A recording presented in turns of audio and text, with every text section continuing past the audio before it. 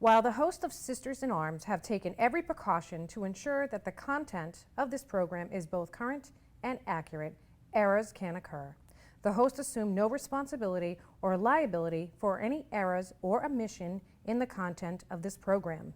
The information contained in this program is provided on an as-is basis with no guarantee of completeness or accuracy. The opinions of the guests are not necessarily the same as the hosts. Welcome to Sisters in Arms. My name is Carrie Ann Alclair. And I'm Renee Gagne, and together we serve as a Second Amendment resource providing education and awareness for our communities. And today's episode, we're going to be talking about why gun-free zones are so dangerous. We have a special guest with us through Zoom. Her name is Nikki Goeser. She's the author and executive director of Crime Prevention Research Center. So we're going to play this video for you now. Welcome, Nikki. Thank you so much for joining us. If you could tell us a little bit about you and your book. Thanks again for coming. Appreciate that. I know you had some problems kind of connecting, but here we are. So yeah, sure. My name is Nikki Goeser, and I'm executive director of the Crime Prevention Research Center. We're a nonprofit organization, and we look at changes in laws across the nation and how those changes in laws can impact crime. In particular, we look at gun control laws and just various gun laws and the impact that they have on crime. And I'm also a part of the DC Project, which you ladies are as well. Of course, I'm from the great state of Tennessee. We're known for Dolly Parton and country music and moonshine. I love it. That's awesome. So I know you have a story and to why we feel that gun-free zones are not safe at all. And I don't know if you are wanting to share that story with us. Sure.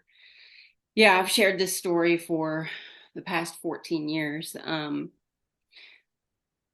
Back in 2009, my husband, Ben, was murdered right in front of me by a man who was stalking me. Ben and I ran a mobile karaoke business as kind of a side job. We both had regular corporate jobs, but living in Nashville, Tennessee, tourism is very popular, and karaoke is actually very popular in downtown Nashville. And I would, run various karaoke shows at venues downtown. And then Ben and I also had a regular restaurant that had a contract with us. Every Thursday night, we would run a karaoke show. And this man was a karaoke customer. At first, he seemed, just like anybody else who is a karaoke customer. I did not realize, that he was creepy, right away. But it became apparent after some time that he was creepy. And I had added him to my social media, just like I did the rest of my karaoke customers. It's kind of how you retain your customer base. And he started to send me messages. He would come out on karaoke nights to sing, and his messages seemed, normal, like other customers. And over time, his messages started to change. They started to progress in a different light, and he became inappropriate. And I ended up having to delete him and block him. He continued to come to karaoke shows, only he was no longer singing. He would stand in the middle of the crowd and just stare at me. Oh, God. And it was very disturbing, but, he's in a public place. He's not doing anything illegal.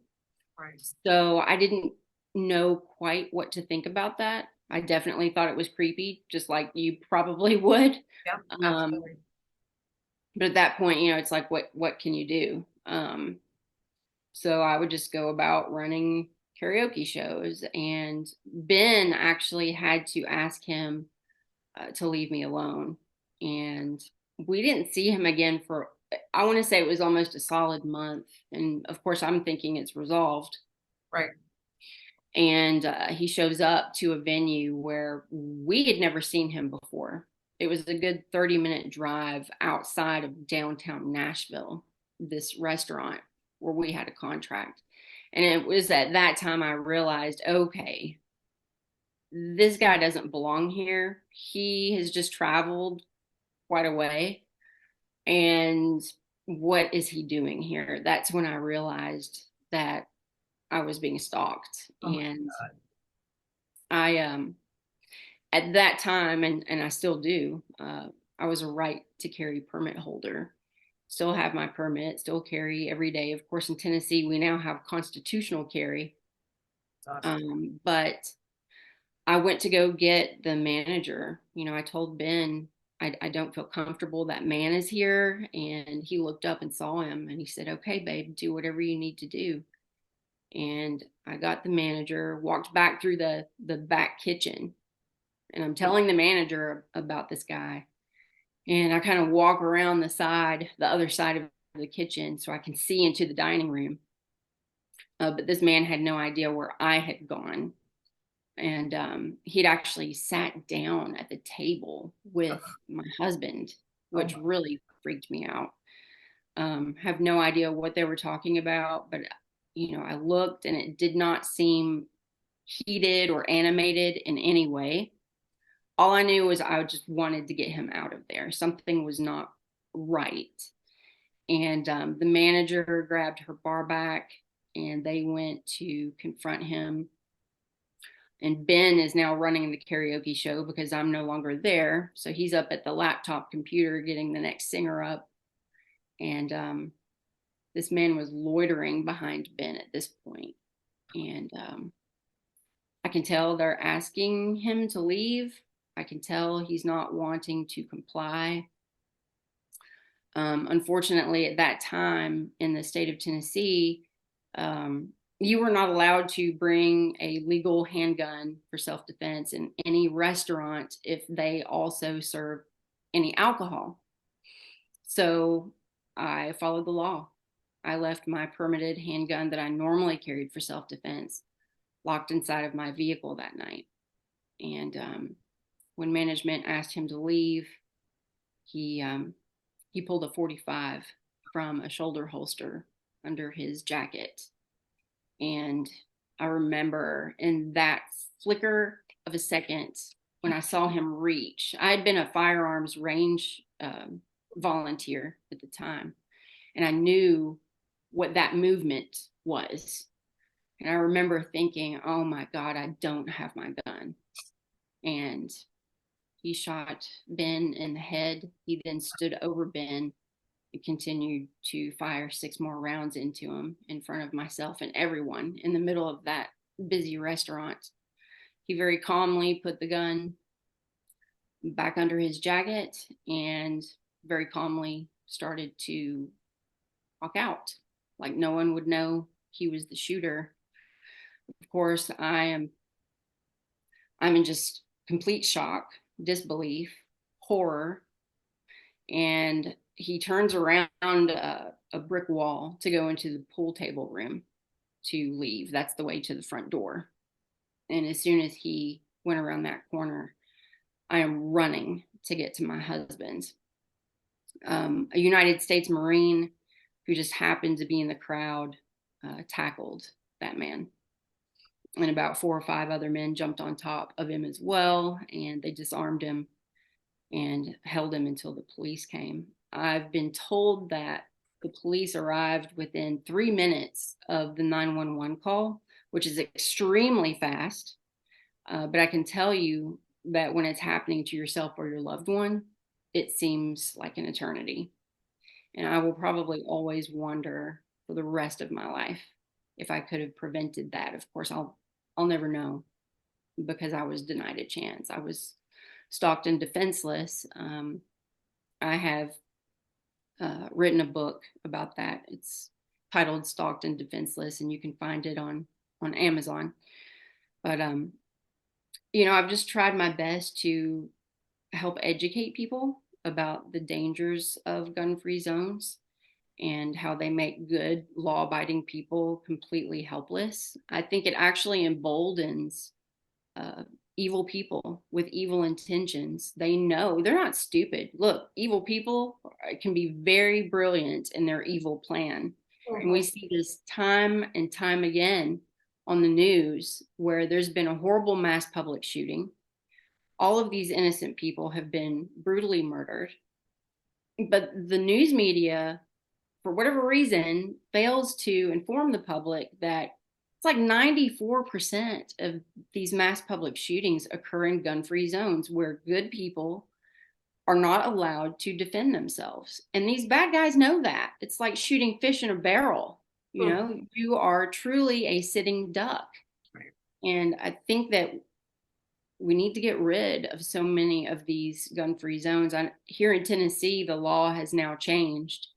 I worked with a legislator that carried the restaurant carry bill, Senator Doug Jackson at the time. And he told my story on the Senate floor, and they actually voted in favor of allowing permit holders to be able to carry, as long as you are not drinking any alcohol, to be able to carry in restaurants, even if they serve alcohol. So that law has now changed, and it feels good now being able to go into, you know, a Ruby Tuesday, a Buffalo Wild Wings, and sit down and have a meal with your family and know that you are protected. Right. And people can do that in my state now. Yeah, Massachusetts, we have some gun-free zones, but it's not law. So, It's more of a policy. Yep. A store might say, you know, it's a gun-free zone here, but it's not a law. It's just a policy. So the worst that's gonna happen to you is you're gonna get kicked out of that establishment. Right. Yeah, I yeah. think They're actually still allowed a posting provision here. If a private business owner wants to put up a no guns allowed sign, they can, but at least it's no longer a state law. oh, But I think more and more people are realizing that, you know, it's kind of an invitation yeah, to bad guys. Hey, everyone in here is helpless, and why advertise that? You know, why do that to people?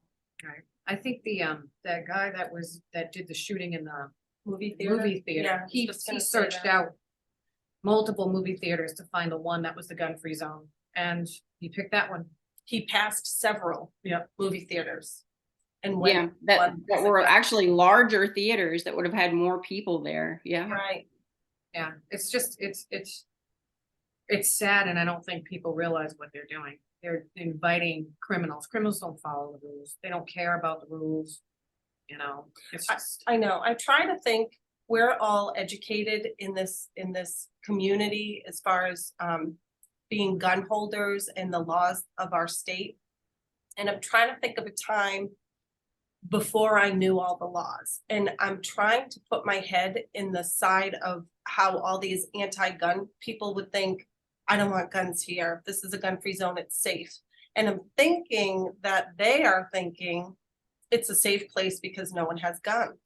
When in reality, none of the good law-abiding people have guns. It's just the criminals that have guns in a gun-free zone. and Exactly. I think they get false information too. It's just ignorance, being uneducated regarding, you know, the reality of it. Right. And if you look, like, we're here in Massachusetts, and I cover Rhode Island, Carrie Ann covers Massachusetts, and we have a The very DC project. small percentage of people that actually hurt themselves or have an incidental gun death. You know, so we're safe. Law-abiding citizens that are gun owners are very safe. So I'm not quite sure why people think that when they're in a gun-free zone, how they think they're gonna get hurt if people have guns. It's tough. It's tough to wrap your head around because we are educated, so we know what the statistics look like. Yeah, and less than 1% of handgun carry permit holders ever do anything wrong with a gun. I can't think of any segment of society that is more law-abiding. That's actually more law-abiding than law enforcement officers, and I'm a huge supporter of law enforcement. but even law enforcement gets in trouble more than handgun carry permit holders. Yeah. Right. So that right there tells you, you can trust these people. They truly care about, their loved ones, their families, their community. They want to be able to protect people. Some people call them sheepdogs, but they are people that truly care about their communities and want them to be safe. And they realize that evil is out there. I don't want people to feel paranoid, but I do want them to be prepared. Right. Obviously what happened to Ben and I, it's pretty extreme.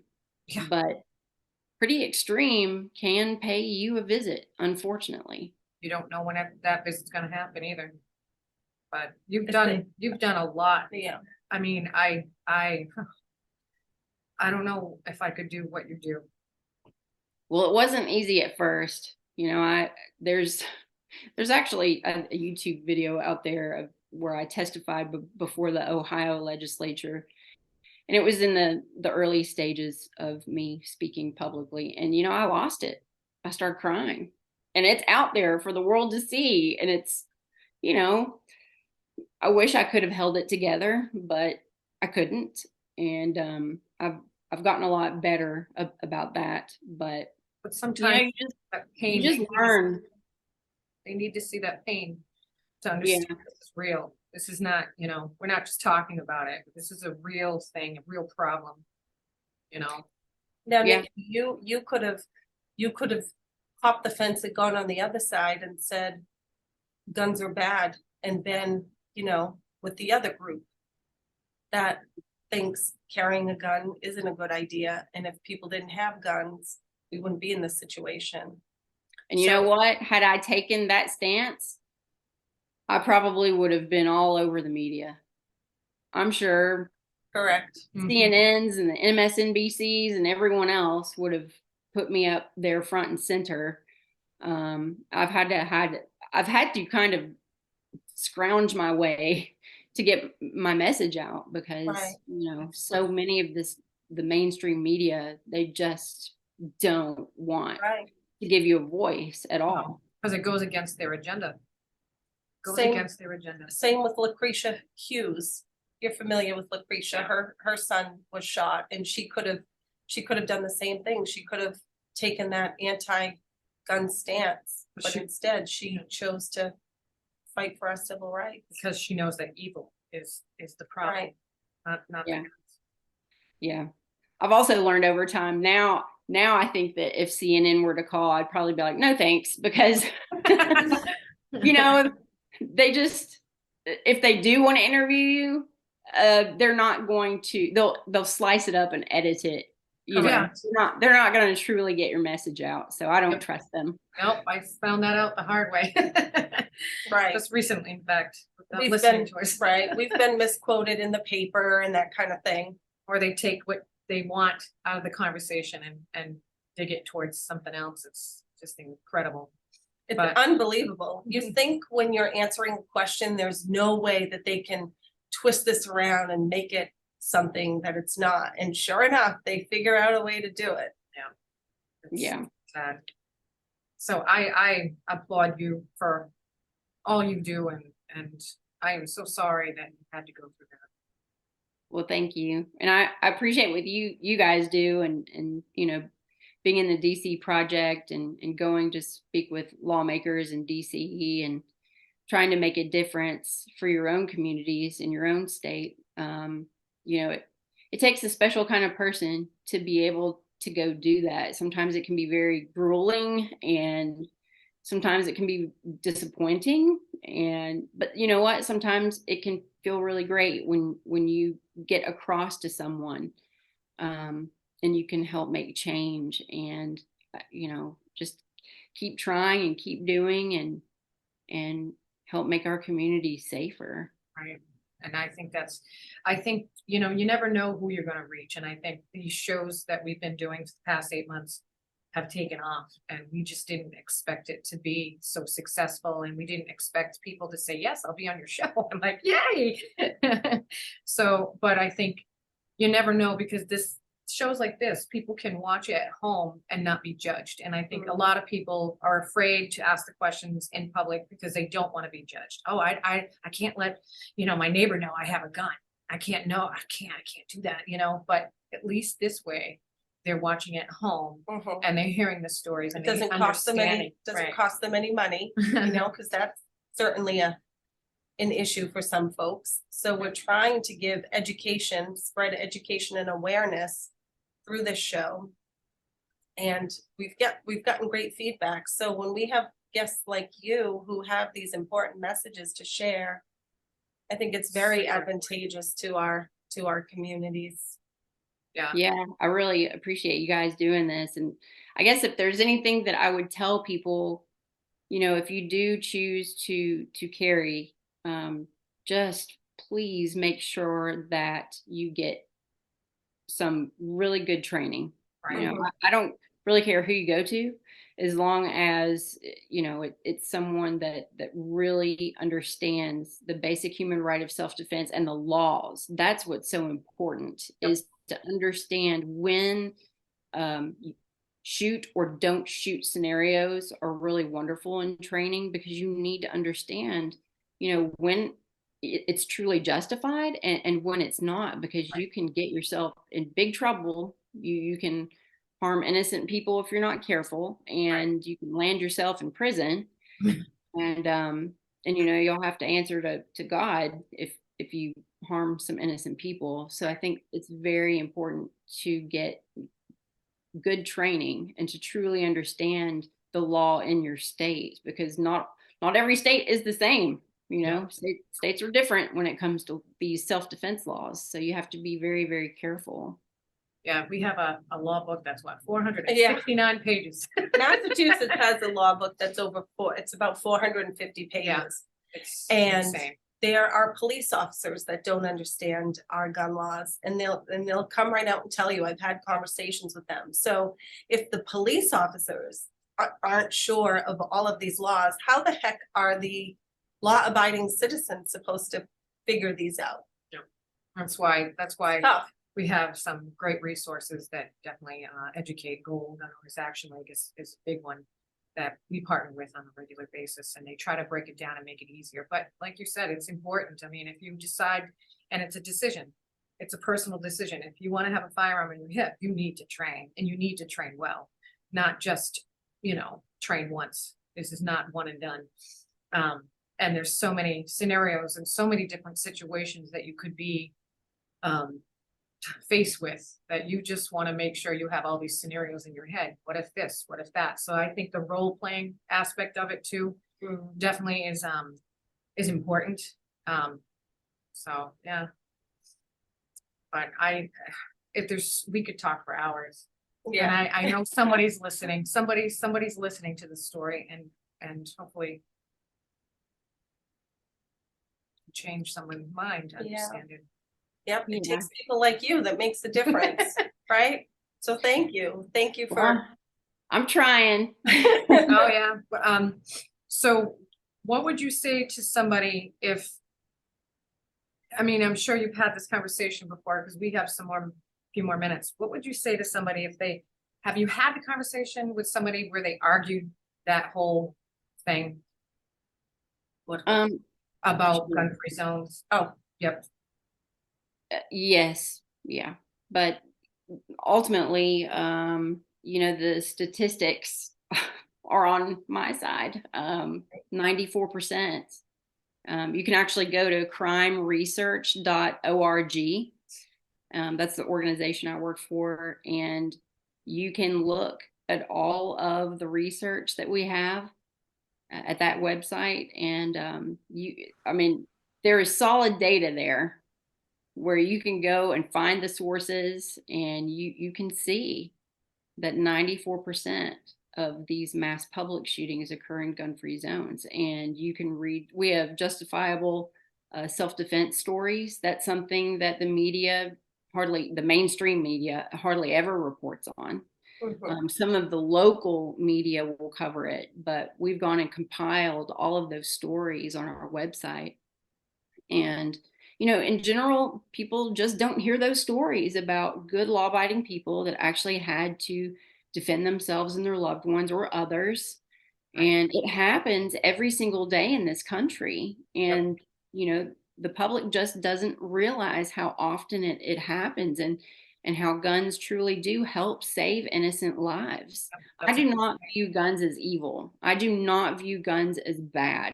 And I'm a victim of what some would call, you know, gun violence. I don't call that gun violence. I call that violence. Violence is a behavior. It's not an object.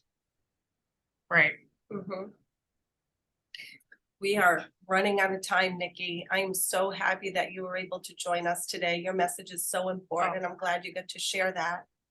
We're going to move on with our next episode with Joe Eaton from Faster Saves Lives. I know you're familiar with Faster Saves Lives. So again, we're going to be focusing on gun-free zones again, and how dangerous Soft it targets. is. Soft targets. So thank you so much for spreading awareness. Thank you so much, ladies. That was a lot. It was necessary. Oh, absolutely necessary. Yep. I give Nikki credit for being Telling her brave enough to story. tell her story, because that was, every time I've heard it multiple times, but for some reason today was that was hard to hear. So, but I think people need to understand the importance of soft targets and what that means, how dangerous gun-free zones are, because the media is not hearing that, right? Right. And criminals do not follow the rules. And in fact, that's an open invitation. Gun-free zone, come here, gun-free zone. Right. So yeah, it was really great having her. So thank you, Nikki, appreciate it. And if you have any questions at all, please don't hesitate to email us at sistersinarms2022@gmail.com. Until next time, Stay safe and stay vigilant.